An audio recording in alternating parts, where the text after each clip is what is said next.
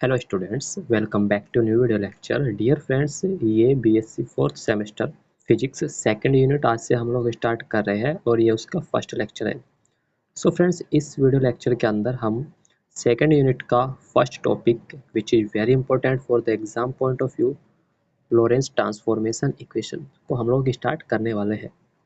ठीक है, आज के इस कंप्लीट सिंगल वीडियो लेक्चर में इस टॉपिक को समझेंगे, सीखेंगे। और आज का लेक्चर इंपॉर्टेंट होने वाला है और ये टॉपिक एक इम्पोर्टेंट टॉपिक है। इससे पहले जो मैंने वीडियो बताई थी जिसके अंदर मैंने 10 most important question for the exam point of view मैंने आपको बताए थे, उसमें सबसे पहला जो टॉपिक रखा था वो मैंने यही रखा था, लॉरेंस ट्रांसफॉर्मेशन इक्वेशंस। ठीक है, सो ये लेक्चर बहुत ज़्यादा इंपॉर्टेंट होने वाला है फ्रेंड्स। और अगर आप इस लेक्चर को स्टार्टिंग से लेकर एंड तक बिना स्किप किए देखोगे और ध्यान से सुनोगे मैं जो कह रहा हूँ, ठीक है, जो मैं बोलता हूँ, अगर आप उसको ध्यान से सुनोगे तो आपको डेफिनेटली समझ आएगा और कंप्लीट समझ आएगा। ठीक है, सो चलिए आज के इस लेक्चर को हम लोग स्टार्ट करते हैं।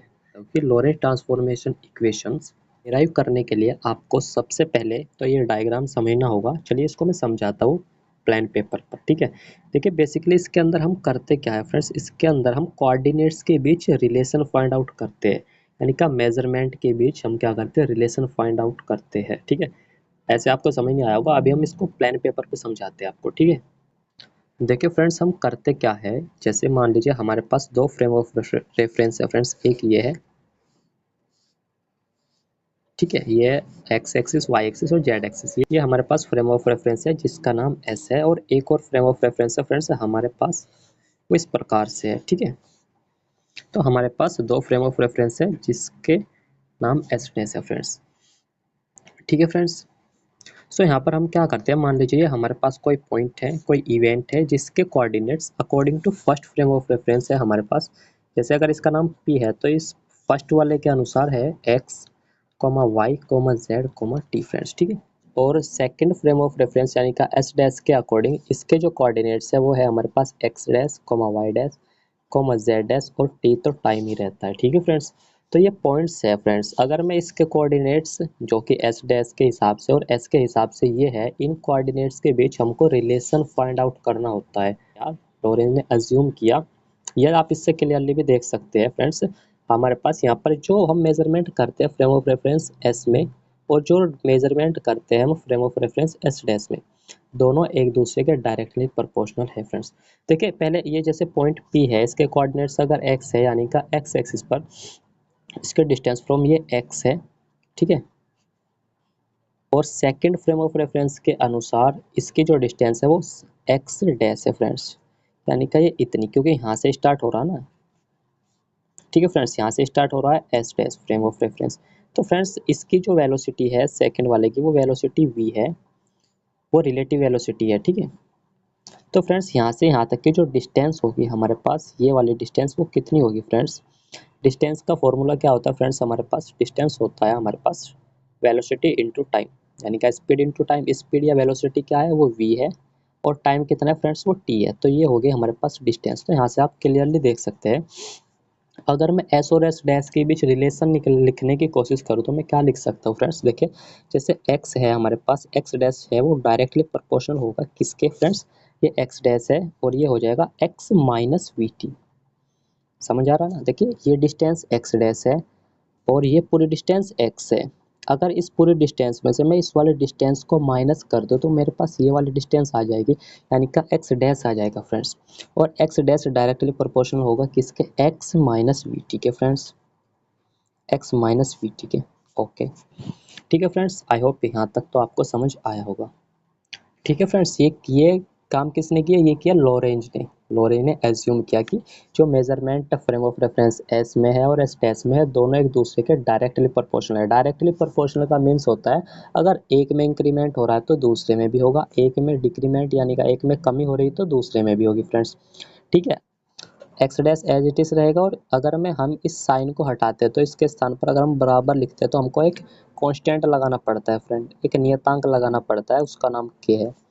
ठीक है फ्रेंड्स, सो यहाँ से हमारे पास हो जाएगा इक्वल टू के एक्स माइनस वी टी। ठीक है फ्रेंड्स, यहाँ से हमारे पास ये हो जाएगा और इसको नाम दे दूंगा मैं इक्वेशन फर्स्ट। ठीक है फ्रेंड्स, आई होप यहाँ तक आपको समझ आया होगा और यहाँ तक आपको कोई प्रॉब्लम नहीं होगी।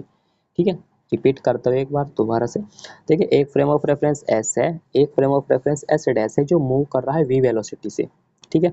कोई पॉइंट या कोई इवेंट पी है जिसके कोऑर्डिनेट फर्स्ट रेफरेंस फ्रेम के according x comma y comma z comma t है, और सेकंड के अकॉर्डिंग, सेकंड का क्या नाम है एस डैश, जिसके according x dash y dash z dash और टी है फ्रेंड्स, ठीक है। सो हमको करना क्या होता है, हमको फ्रेंड्स इस कोऑर्डिनेट्स और इस कोऑर्डिनेट्स के टर्म्स में हम मेजरमेंट करते हैं और उसमें हमको रिलेशन निकालना होता है, यानी कि एक्स और एक्स डैश में हमको क्या करना होगा, रिलेशन निकालना होगा फ्रेंड्स, ठीक है। ये सारा काम हमको इसमें करना होता है, ठीक है भाई। सो फिर मैंने क्या कहा, फिर मैंने कहा कि भाई देखिए, अगर फर्स्ट फ्रेम ऑफ रेफरेंस के अनुसार एक्स डिस्टेंस है, एक्स एक्सिस पे चली गई, यानी का यहाँ से लेके यहाँ तक की डिस्टेंस एक्स है, और second of frame of reference के अकॉर्डिंग क्या है, वो एक्स डैश है। तो ये जो डिस्टेंस होगी ये कितनी होगी फ्रेंड्स, डिस्टेंस क्या होती है, डिस्टेंस होती है वेलोसिटी इनटू टाइम या स्पीड इनटू टाइम। अब स्पीड क्या है, v है सेकंड फ्रेम ऑफ रेफरेंस की, और टाइम t लगा, तो ये कितनी हो गई, vt हो गई, ठीक फ्रेंड्स, ठीक है। फिर मैंने क्या कहा, एक्स डैश और एक्स में रिलेशन अगर मैं लिखना चाहूँ तो क्या होगा, एक्स डैश डायरेक्टली प्रोपोर्शनल होगी एक्स के, ठीक है ना। सो वही तो लिखा यहाँ पर मैंने, ये एक्स डैश है और ये एक्स माइनस वी टी, ठीक है friends, x minus v t, okay. फिर मैंने क्या किया, साइन ऑफ प्रोपोर्शनल हटाया, और तो हमको क्या लगाना होता है, हमको एक नियतांक लगाना होता है जिसका नाम के है यहाँ पर। सो हमारे पास आ गया x dash is equal to k into x minus v t, okay. अब चलिए आगे देखते हैं। सो फ्रेंड्स, यहाँ से अगर मैं x को x डैश के टर्म्स में लिखना चाहूँगा तो मैं कैसे लिख सकता हूँ फ्रेंड्स, देखिए यहाँ से मैं इसको ऐसे लिख सकता हूँ, x equal to x dash plus v t, ठीक है फ्रेंड्स। यहाँ से देखिए x किसके इक्वल है, x dash plus v t, ठीक है, दोनों एक ही बात है देखी जाए तो। अब फ्रेंड्स लोरेंज ने क्या किया, लोरेंज ने बताया कि डायरेक्टली प्रोपोर्शनल होते हैं, तो यहाँ पर आप क्या करोगे, डायरेक्टली प्रोपोर्शनल कर दोगे, ठीक है। वही काम मैंने यहाँ पर किया था, डायरेक्टली प्रोपोर्शनल। अब आप क्या करोगे, x equal to k into x dash plus v t, और this is equation first dear friends, ठीक है। आई होप यहाँ तक भी आपको कोई दिक्कत नहीं होगी। अगर आपको ये समझ आया तो इसको भी समझने में कोई प्रॉब्लम नहीं होगी, ठीक है। अब आगे चलते हैं, ठीक है फ्रेंड्स, आई होप यहाँ तक आपको समझ आया होगा। हमने क्या किया फ्रेंड्स, एक फ्रेम एस है, एक एस डैश है, एस डैश वी वेलोसिटी से रिलेटिव मोशन कर रहा है, ठीक है। सो हमने एक्स और एक्स डैश के बीच क्या निकाला, रिलेशन निकाला फ्रेंड्स। अब देखिए फ्रेंड्स, हम वाई और वाई डैश के बीच देखेंगे और जेड और जेड डैश के बीच देखेंगे, इनके बीच क्या रिलेशन है। देखिए फ्रेंड्स, वाई और वाई डैश के बीच कोई रिलेशन, कोई वेरिएशन नहीं होगा, ये इक्वल होंगे, क्यों, क्योंकि देखिए वाई एक्सिस के अलोंग या जेड एक्सिस के अलोंग क्या कोई रिलेटिव मोशन है, आप कहोगे नहीं, क्योंकि रिलेटिव मोशन केवल एक्स डायरेक्शन में है फ्रेंड्स, एक्स डायरेक्शन में ऐसे चल रहा है ना, ऊपर को तो नहीं जा रहा, ठीक है ना, ना ऐसे जा रहा है, यानी कि ना वाई और जेड के अलोंग कोई रिलेटिव मोशन नहीं है। सो वो दोनों क्या रहेंगे, वो रहेंगे हमारे पास सेम रहेंगे, यानी कि z equal to z dash और y equal to y dash friends. Relative motion is only along x direction, so उनके बीच मैंने रिलेशन निकाला, वाई और जेड डायरेक्शन के अलोंग कोई रिलेटिव मोशन नहीं है, सो वाई वाई डैश के इक्वल रहेगा और जेड जेड डैश के इक्वल रहेगा, ठीक है फ्रेंड्स। आई होप यहाँ तक आपको समझने में कोई प्रॉब्लम नहीं होगी। अगर यहाँ तक समझ आया तो यही था बस सारा गेम, आगे तो इससे भी आसान है, बहुत ईजी होने वाला है, चलिए आगे देखते हैं। अब देखिए फ्रेंड्स, अब आपको क्या करना है, आपको सिंपल इक्वेशन फर्स्ट और इक्वेशन सेकंड को लेके चलना है फ्रेंड्स। अब देखिए हम क्या करेंगे, इक्वेशन फर्स्ट से एक्स डैश की वैल्यू हम इक्वेशन सेकंड में पुट करेंगे फ्रेंड्स। एक्स डैश की वैल्यू ये वाली है, इसको इक्वेशन सेकंड में पुट कर दो फ्रेंड्स, तो आपके पास क्या हो जाएगा, मैं इधर कर रहा हूँ, आई होप यहाँ पर आपको कोई दिक्कत नहीं होगी। देखिए सेकंड गिव्स, अगर मैं एक्स डैश की वैल्यू इसमें रख दो क्या होगा फ्रेंड्स, ये x रहेगा इक्वल टू ये k रहेगा फ्रेंड्स, और ये x डैश के प्लेस पर हमको ये क्वांटिटी रखनी है, क्या है क्वांटिटी, ये k है into x minus v T friends, और प्लस वी टी है फ्रेंड्स, ठीक है। आप कहोगे यहाँ तक हमें कोई प्रॉब्लम नहीं है, ठीक है, तो कोई प्रॉब्लम नहीं है, ठीक है फ्रेंड्स। अब आगे देखते हैं फ्रेंड्स, आगे हम लोग क्या करेंगे, ये हमारे पास x रहेगा फ्रेंड्स, और यहाँ पर मैं क्या करूँगा, इस k को इधर ले आऊँगा, यानी कि इस k को x की साइड अगर मैं लाऊंगा तो फ्रेंड्स हम क्या लिख सकते हैं, हम लिख सकते हैं x अपॉन k, ओके। यहाँ पर हमारे पास क्या बचा, इस k के अंदर मल्टीप्लाई कर दो, तो ये क्या हो जाएगा फ्रेंड्स, ये हो जाएगा के एक्स ये वाला, और ये माइनस के इंटू वी टी, यानी का के वी टी फ्रेंड्स, प्लस हमारे पास वी टी बचा, ठीक है फ्रेंड्स, वी टी। ओके, यहाँ पर आप एक काम कीजिए फ्रेंड्स, यहाँ पर ये जो टी है ना, ये सेकंड वाला है, यानी कि सेकंड वाले कोऑर्डिनेट के अनुसार है। तो आप इसको एक काम करिए, आप इसको अभी टी डैश ही कर दीजिए, अब बाद में हम इसको इक्वल रख देंगे, ठीक है। अभी इसको टी डैश रखिए फ्रेंड्स, ठीक है। ओके, सो फ्रेंड्स ये हो जाएगा हमारे पास। देखिए कहाँ कहाँ चेंज होगा, जहाँ जहाँ पर टी है वहाँ पर टी को टी डैश कर दीजिए। तो फ्रेंड्स ये जो सेकंड वाली है ना, यहाँ पर टी की जगह टी डैश हो जाएगा, यानी कि ये टी डैश हो जाएगा। हालांकि बात एक ही है, बट अभी आप इसको टी डैश कर लीजिए, ठीक है। अदरवाइज यहाँ पर आपको थोड़ा सा समझने में प्रॉब्लम होगी, ठीक है। इसको टी को टी डैश कर लिया तो ये वाला टी डैश है और ये वाला टी डैश हो जाएगा फ्रेंड्स, ठीक है ना, क्योंकि ये सेकंड वाला है। ओके, ठीक है, ये है क्या है, ये सेकंड वाला है फ्रेंड्स। सो फ्रेंड्स यहाँ से आप वी टी डैश की वैल्यू निकाले, v t dash equal to बाकी वी टी डैश को एक स्थान पर यानी कि एक साइड में रखोगे और इस बाकी को इधर भेज दीजिए। तो यहाँ पर क्या बचा, ये एक्स अपॉन के माइनस के एक्स फ्रेंड्स, ये के वी टी माइनस का इधर जाएगा, प्लस में बचेगा फ्रेंड्स के वी इंटू टी। देखिए कंफ्यूज नहीं होना, ये टी है और ये टी डैश है, मैंने बाद में लगाया इसको टी डैश किया, अदरवाइज आप कंफ्यूज होते, ठीक है। सो ये वी टी है और ये वी टी डैश को मैंने इधर लिख लिया फ्रेंड्स। सो टी डैश की क्या वैल्यू आ जाएगी, यहाँ से टी डैश की हमारे पास वैल्यू आ जाएगी एक्स अपॉन के फ्रेंड्स, वी से क्या करिए, वी से डिवाइड कर दीजिए, यानी का के into we minus k x upon we. और फ्रेंड्स ये हमारे पास बचेगा के, वी से डिवाइड करोगे तो वी से भी कैंसिल हो जाएगा, यानी का के इंटू टी, ठीक है। ये टी डैश वाला इधर है और ये खाली टी है, ठीक है फ्रेंड्स। अब देखिए फ्रेंड्स आपको क्या करना है, इस के टी को एक साइड रखो और इसमें से कुछ कॉमन आ रहा है तो कॉमन ले लीजिए। तो यस कॉमन आ रहा है, देखिए इसको पहले ऐसे लिख लो, अब पहले लिख लेता हूँ मैं के टी को, और इसमें से हमको लेना है कॉमन। क्या कॉमन आ रहा है फ्रेंड्स, इसमें से के एक्स इंटू वी कॉमन आ रहा है, ठीक है ना, के एक्स इंटू वी, ठीक है। सो ले लीजिए के एक्स इंटू वी, और एक काम करिए आप इसका माइनस साइन और कॉमन ले लीजिए, तो के एक्स अपॉन वी फ्रेंड्स, और हमारे पास यहाँ पर क्या बचेगा, यहाँ पर अगर मैं इसको ऐसे, यहाँ पर आ जाएगा हमारे पास वन माइनस वन अपॉन के स्क्वायर, ठीक है। एक सेकंड इसको अभी बताता हूँ आपको कैसे आया। देखिए फ्रेंड्स मैंने क्या किया, इसको थोड़ा सा मैं रफली समझाता हूँ, एक सेकंड। देखिए फ्रेंड्स यहाँ पर मैंने किया क्या, यहाँ पर मैंने के एक्स इंटू वी, यानी कि ये पूरा का पूरा तो बाहर मैंने कॉमन ले लिया, तो यहाँ पर क्या आ जाएगा, यहाँ पर वन आ जाएगा फ्रेंड्स, और मैंने माइनस भी कॉमन लिया है, सो ये प्लस का आ जाएगा, सो ये प्लस का वन। अब इसमें देखो क्या कॉमन लिया, मैंने कॉमन लिया के इंटू एक्स अपॉन वी। सो के एक्स से मैं करूँगा डिवाइड, के एक्स से डिवाइड करूंगा ना, सो एक्स से डिवाइड करूंगा मीन्स एक्स नीचे और एक्स ऊपर तो कट जाएगा, और एक और के से डिवाइड करूंगा, एक के अपॉन में पहले से है, सो ये हो जाएगा के स्क्वायर, वही तो यहाँ पर मैंने लिखा है वन अपॉन के स्क्वायर फ्रेंड्स, ठीक है। आई होप यहाँ पर आपको कोई दिक्कत नहीं होगी, दिस इज इक्वेशन 4, ठीक है। इससे पहले हमारी, सॉरी 4 नहीं है, इक्वेशन थर्ड होगी, बिकॉज फर्स्ट सेकंड और ये हो जाएगी इक्वेशन थर्ड फ्रेंड्स, ठीक है। ये हो जाएगी हमारे पास इक्वेशन थर्ड। अब आगे देखते हैं। अब देखिए फ्रेंड्स आपको क्या करना है, जैसे टी डैश के लिए एक्सप्रेशन निकाला, इसी प्रकार से हम टी के लिए एक्सप्रेशन निकालेंगे, या यहीं से हम इसको ऐसे लिख देंगे सिमिलरली, नीचे देख लीजिए आप, अदरवाइज फिर कंफ्यूज हो सकते हो कि पहले इधर लिखा फिर इधर, आप नीचे ही देख लीजिए, हम नीचे ही चलते हैं, इसी से लिखूंगा मैं टी के लिए। अगर आप पूरा प्रोसेस कर सकते हो तब भी वही आएगा। तो हम क्या लिखेंगे फ्रेंड्स, यहाँ पर हम लिखेंगे सिमिलरली,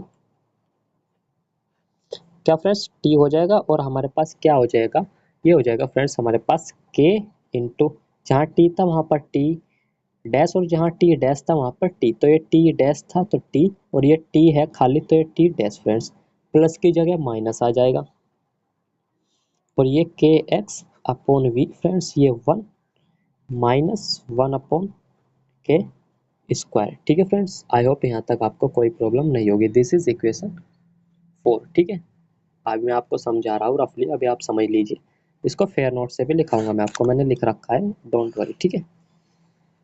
देखिए फ्रेंड्स एक बात मैं आपको बता दूं, यहाँ पर मैंने कैसे लिखा, देखो टी डैश के स्थान पर टी और टी के स्थान पर टी डैश, और माइनस की जगह प्लस कर दिया, क्योंकि यहाँ पर देखिए स्टार्टिंग में हमने क्या किया था, यहाँ पर एक्स माइनस वी टी था और टी डैश के लिए क्या था, प्लस हो गया था, बस इतना चेंज हुआ था फ्रेंड्स।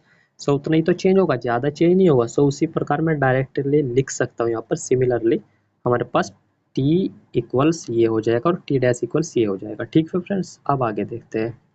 अब देखिए फ्रेंड्स, अब हम चलते हैं स्पेशल थ्योरी ऑफ रिलेटिविटी की सेकंड पोस्टुलेट्स। वो क्या कहता था फ्रेंड्स, वो कहता था हमारे पास प्रकाश की चाल प्रत्येक फ्रेम ऑफ रेफरेंस में क्या रहती है फ्रेंड्स, रिमेन्स सेम, यानी का वो सेम रहती है, चेंज नहीं होती फ्रेंड्स।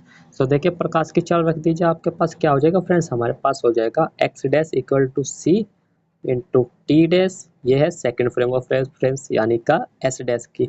और फर्स्ट में क्या रहेगा, फर्स्ट के लिए क्या रहेगा, x equal to c into t, ठीक है, बिकॉज डिस्टेंस क्या होती है, स्पीड इंटू टाइम। ठीक है फ्रेंड्स, आई होप यहाँ तक आपको कोई प्रॉब्लम नहीं होगी। अब देखिए फ्रेंड्स, यहाँ से इन दोनों को आप इक्वेशन फर्स्ट में रख दीजिए। इक्वेशन फर्स्ट थी हमारे पास x dash equals to k into x minus v T.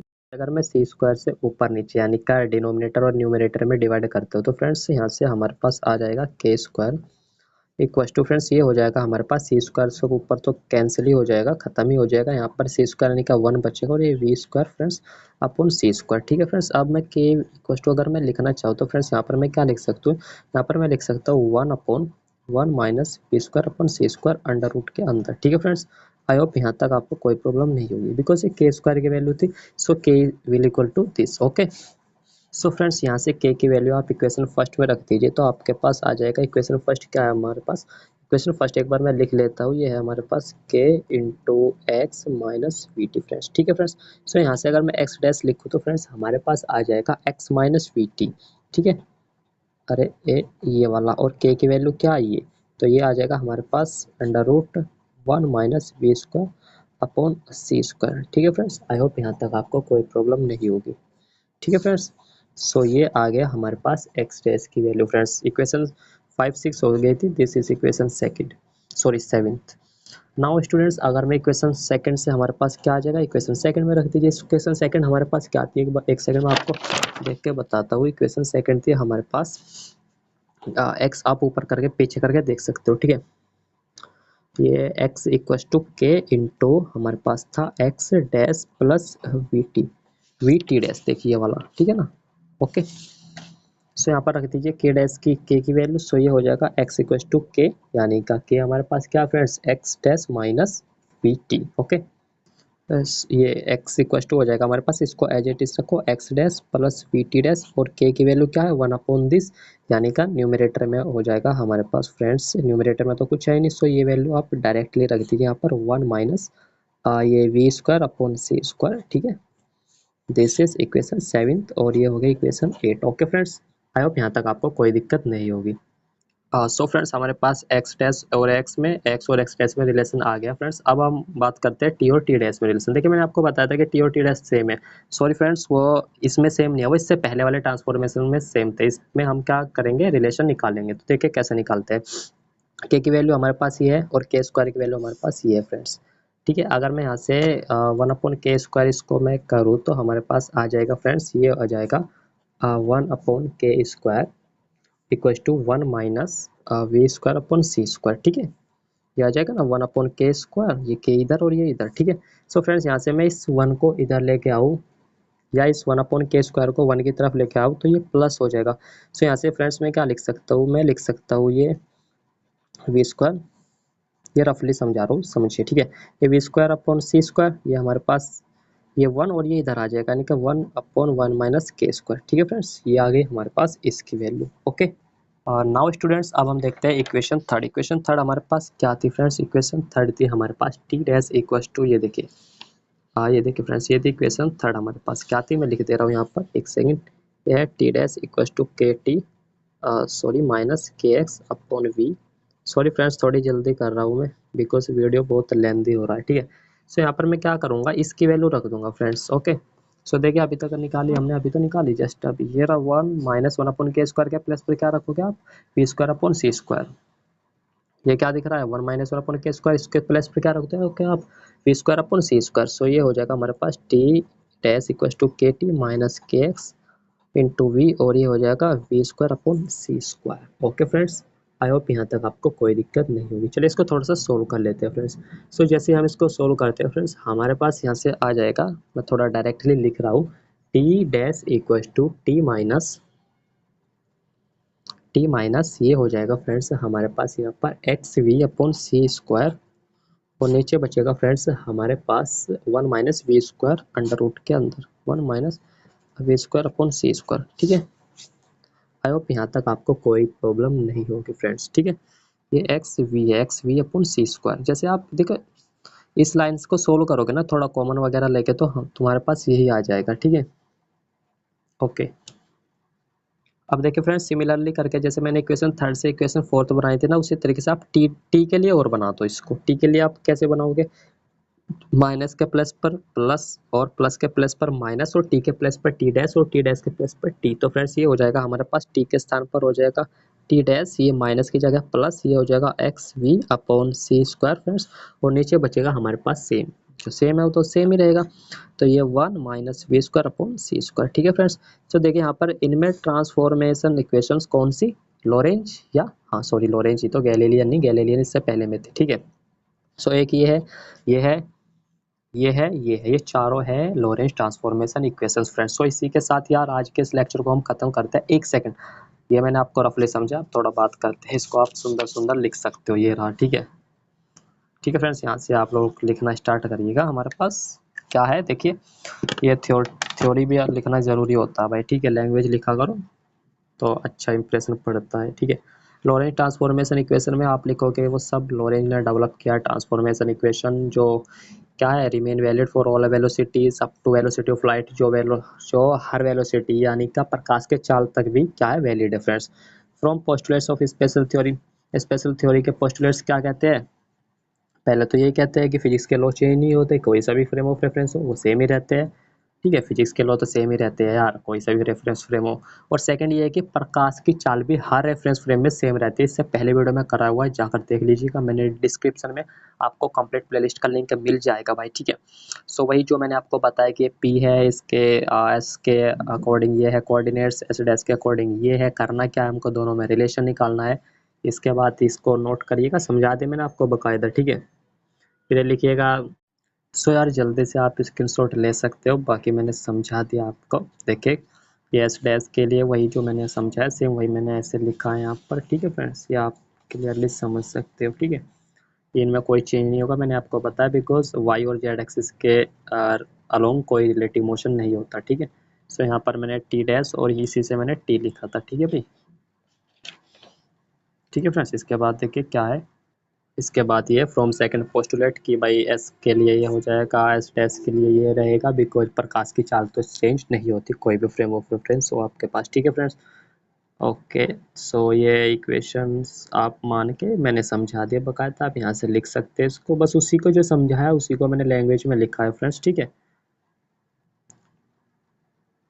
सो यार फिर ये है हमारे पास इक्वेशन 9 जो मैंने समझाया सेम उसी को मैंने यहाँ पर लिखा हुआ है, नोट्स की मदद से आप लोग स्क्रीनशॉट ले सकते हो, डायरेक्टली नोट करते चलिएगा। ठीक है भाई, सो इसके बाद हमारे पास सिमिलरली जैसे टी डैश के लिए निकाला, सिमिलरली मैंने आपको बताया टी डैश से टी कैसे बनाते हैं, माइनस के प्लस पे प्लस, और जहाँ टी है वहाँ पर टी डैश और जहाँ पर टी डैश है वहाँ पर टी, सिंपल। ठीक है, सो इसको आप लोग इजीली कर सकते हो, लिख सकते हो, यहाँ से आपको बाकायदा समझाया हुआ है।